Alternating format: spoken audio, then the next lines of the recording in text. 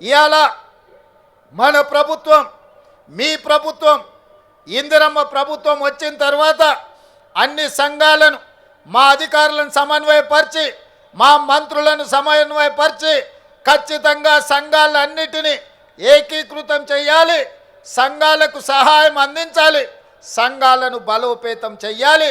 ఎప్పుడైతే ఈ సంఘాలను బలోపేతం చేసి ఆర్థికంగా నిలబెడతామో అప్పుడే తెలంగాణ రాష్ట్రం $1 ట్రిలియన్ ఎకానమీని మనం సాధించాలి. అంటే ఆడబిడ్డలు కోటీశ్వర్లు కావాలి అని మంత్రివర్గంలో మేము మాట్లాడి నిర్ణయం తీసుకున్నాం. అంతర్జాతీయ వేదికల్లో, జాతీయ వేదికల్లో నేను పదే పదే మాట్లాడిన మా తెలంగాణ రాష్ట్రం $1 ట్రిలియన్ ఎకానమీని ఈరోజు సృష్టించబోతున్నామని.